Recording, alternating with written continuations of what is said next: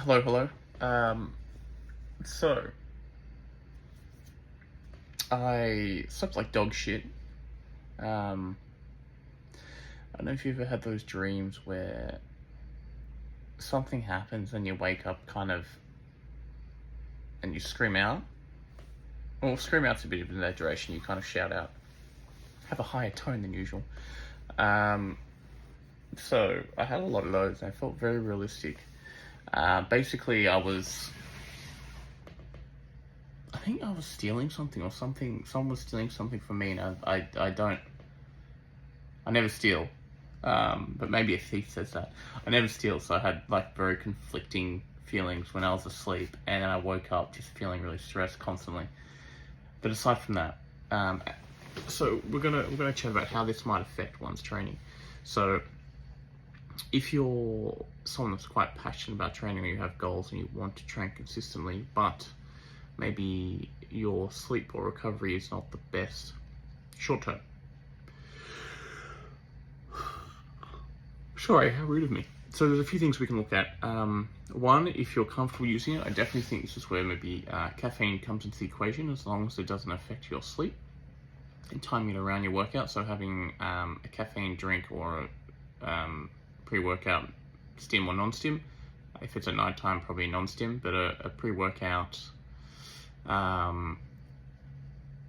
maybe an hour and a half, an hour, depending on how long it takes to kick in for you before you work out.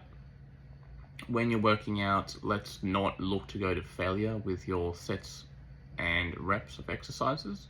So, say for example, if I usually train a pull-up till failure, and that might be 8 repetitions, I might kick it back and say, see how I feel, and if 5 starts getting hard, I stop at 5. And I do my sets on for 5 repetitions. If I have the time as well, I can increase my rest.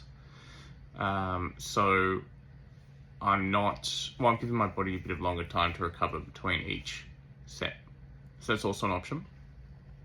I think also, if you are the type of person that still wants to go to failure, personally I wouldn't recommend it, but an idea you can have is for your compound lifts, which are more fatiguing for your whole body systemically, then what we can do is we can keep those lighter. So the example of if I usually do 8 repetitions, maybe I do 5, and then if I do, say, an isolation exercise like bicep curls, I can go to failure with these. Maybe you still implement that longer rest if you can, but you still get kind of a sense of, if for you going to failure means you feel like you've worked out and that for you is important, you still get that, but then you're still not fatiguing your system as much as you usually would, because on your compound lifts, which require more muscles, you're reducing that stress.